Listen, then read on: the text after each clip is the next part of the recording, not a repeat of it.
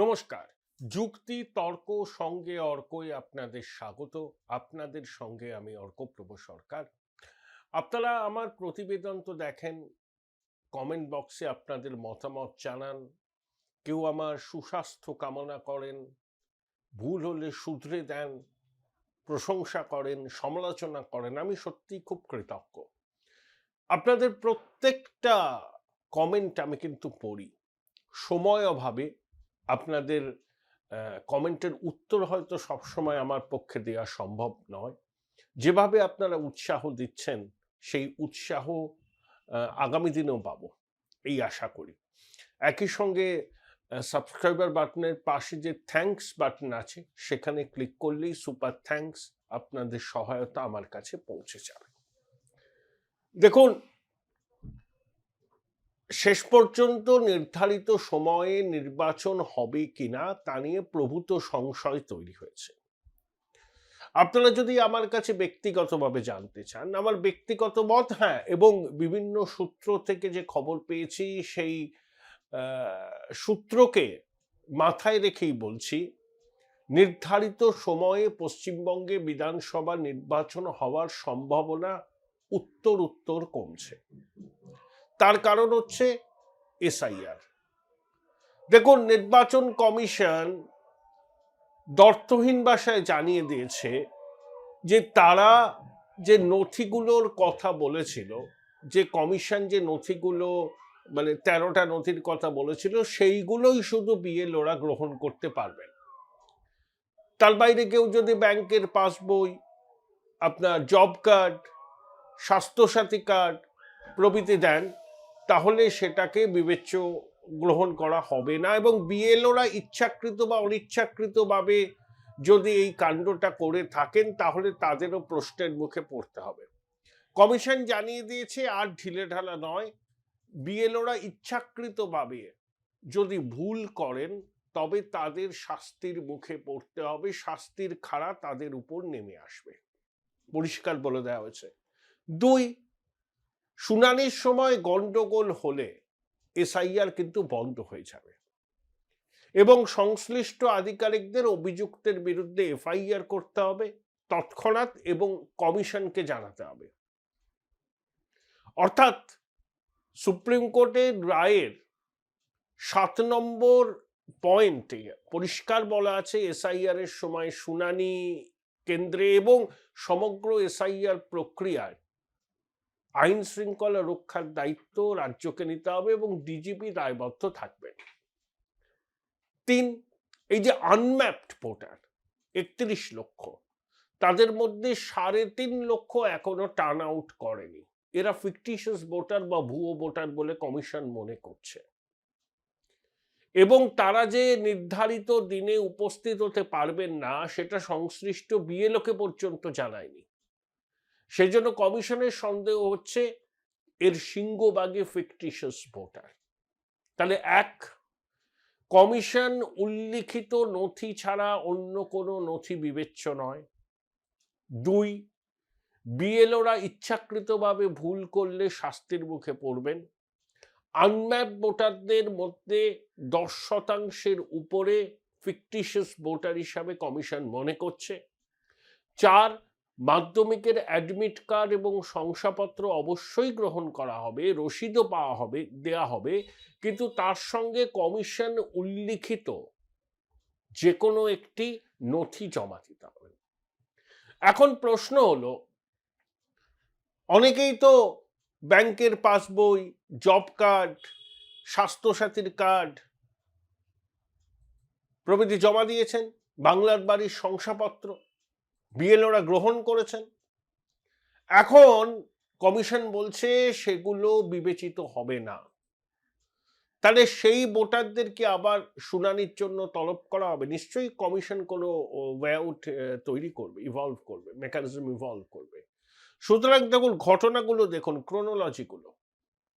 আপনাদের কি মনে হয় নির্ধারিত সময়ে নির্বাচন হতে পারবে?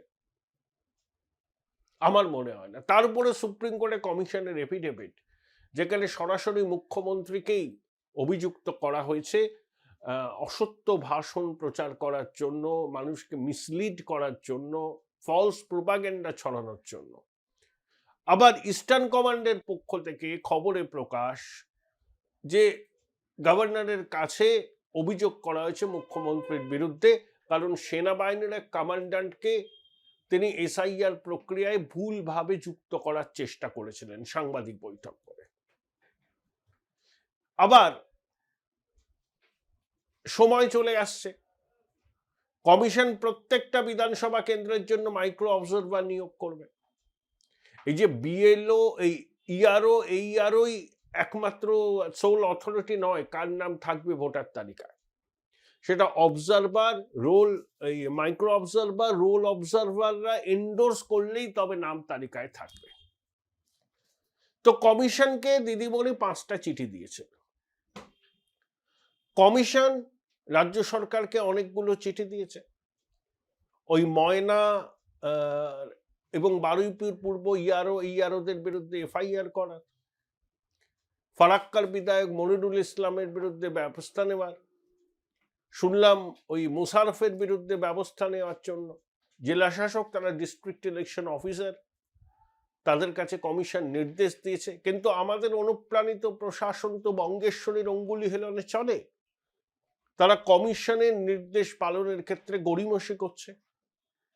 এই প্রেক্ষিতে শুভেন্দু অধিকারী দাবি করেছেন যে তারা কমিশনের বিরুদ্ধে সুপ্রিম কোর্টের দ্বারস্থ হবেন পশ্চিমবঙ্গের মানুষের স্বার্থ রক্ষার জন্য। শুভেন্দুবাবুর যুক্তি, সংবিধানের 324 থেকে 329 ধারা যে কেউ পড়ে দেখতে পারেন, তাতে কমিশনের ক্ষমতা কি সেটা স্পষ্ট করে বলা আছে। এত ক্ষমতার অধিকারী হওয়া সত্ত্বেও কমিশন কেন ব্যবস্থা নিতে দ্বিধা করছে? শুভেন্দুবাবুর বক্তব্য, শুধু চিঠি পাঠালে, পত্রাঘাত করলে হবে না, কমিশনকে অ্যাকশন নিতে হবে। যতক্ষণ পর্যন্ত কমিশন অ্যাকশন নিচ্ছে ততক্ষণ এই রাজ্য প্রশাসন সিধে হবে না, লাইনে আসবে না, এটা শুভেন্দুবাবুর দাবি। রাজ্যের শাসক দল এসআইআর এর বিরুদ্ধে সুপ্রিম কোর্টে গেছে, লজিক্যাল ডিসক্রিপেন্সির তালিকা প্রকাশ করতে হবে, সুপ্রিম কোর্ট নির্দেশ দিয়েছে। মাধ্যমিকের অ্যাডমিট কার্ড এবং শংসাপত্রকে নথি হিসাবে গ্রহণ করতে হবে বলে জানিয়ে দিয়েছে। এবার শুভেন্দুবাবু বলছেন যে কমিশন এতগুলো চিঠি দিয়েছে, রাজ্য সরকার কমিশনের নির্দেশ পালন করতে গড়িমসি করছে, তাহলে কমিশন চুপ করে বসে আছে কেন? তার দাবি, বাংলার মানুষ অ্যাকশন দেখতে চায় নির্বাচন কমিশনের। শুধু চিঠি চালাচালি করে হবে না, নিতে হবে কঠোর অবস্থান এবং কঠোর পদক্ষেপ, এবং সেই পদক্ষেপ নেওয়ার অধিকার নির্বাচন কমিশনকে দেশের সংবিধান দিয়েছে। নির্বাচন কমিশন একটি সাংবিধানিক প্রতিষ্ঠান, সাংবিধানিক প্রতিষ্ঠানের দায়িত্ব হলো ভোটার তালিকাকে সংশোধন করা। সেই কাজে রাজ্য প্রশাসন পদে পদে বাধা দিচ্ছে, সাংবিধানিক প্রতিষ্ঠানের মর্যাদা ক্ষুণ্ণ হচ্ছে, সাংবিধানিক প্রতিষ্ঠানের নির্দেশ পালন করতে রাজ্য সরকার গড়িমসি করছে। তাই শুভেন্দুবাবুর বক্তব্য, কমিশন কেন কঠোর পদক্ষেপ নিচ্ছে না এর বিরুদ্ধে, প্রয়োজনে তারাও সুপ্রিম কোর্টের দ্বারস্থ হবেন। জানতে চাওয়া হোক সুপ্রিম কোর্ট যেন কমিশনের কাছে জানতে চায় কেন তারা রাজ্য প্রশাসনের অবাধ্য আধিকারিকদের বিরুদ্ধে এখনো কোনো ব্যবস্থা নিতে পারছে না। বিষয়টা জমে গেছে, আমরা বলি না জমে ক্ষীর। অর্থাৎ তৃণমূল গেছিল প্রথমে এসআইআর বাতিল করতে, তারপর নানা কারণে লজিক্যাল ডিসক্রিপেন্সির তালিকা প্রকাশ করো, বিএলএদের শুনানি কেন্দ্রে প্রবেশ করতে দিতে হবে, লজিক্যাল ডিসক্রিপেন্সির তালিকা প্রকাশ হচ্ছে। খোকাবাবু বলেছেন সুপ্রিম কোর্ট কমিশনের দুগালে দুটো চড় মেরেছে। এই যে এসআইআর রুখতে গিয়েছিলেন এরা, তখন এসআইআর রোখা হয়নি, এসআইআর চলছে, তখন কমিশন এদের গালে থাপ্পড় মারেনি। আসলে কি বলবো আর কি, বৈভবের আস্ফালন করতে অভ্যস্ত অনর্জিত সম্পদের উপর বৈভবের আস্ফালন করে যে যুবা, এবং যার, আমি তো বলবো যার বাস্তব জ্ঞান অনেকই কম, পিসিমণির আলোয় আলোকিত যে যুবা এখন হাতে মাথা কাটছে, তার পক্ষে এ ধরনের কথা বলা সম্ভব। বিশাল বড় নাকি একটা ন্যারেটিভ তৈরি করেছে। চামচা বাজার থেকে শুরু করে অন্যান্য অনেক কাগজ জয় খোকাবাবু বলছে। 24শে জানুয়ারি চামচা বাজার পত্রিকায় প্রতিবেদন বেরিয়েছে খোকাবাবুকে নিয়ে। খোকাবাবু পিসিমণির তালমিল দারুণ, এটা একটা খবর। বলুন দেখি, কত তেল দেবে চামচা বাজার? এমন চামচাবাজি করছে না, জানি না শতবর্ষ প্রাচীন এই পত্রিকার প্রতিষ্ঠাতারা উপর থেকে এসব দেখে কি ভাবছেন।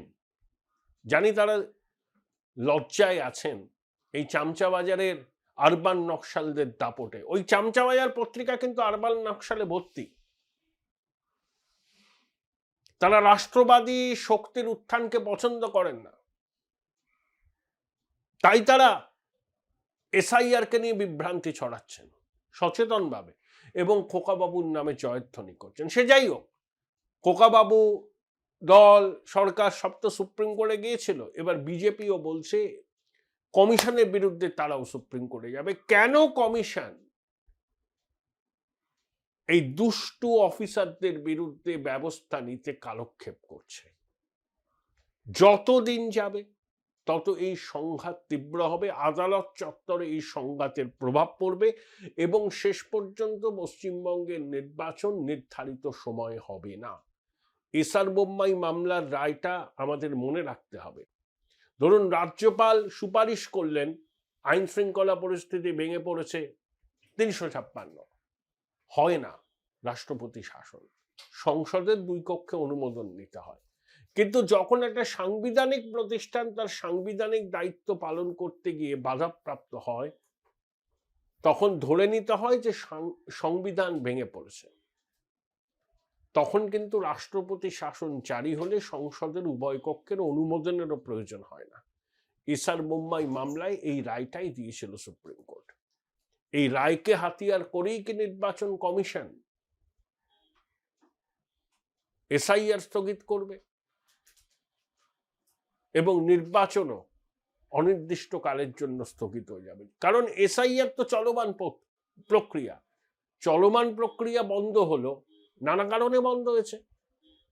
তাহলে সেই প্রক্রিয়া শেষ না হলে তো সঠিক ভোটার তালিকা প্রকাশিত হবে না, এবং সঠিক ভোটার তালিকা প্রকাশিত না হলে ভোটও হবে না।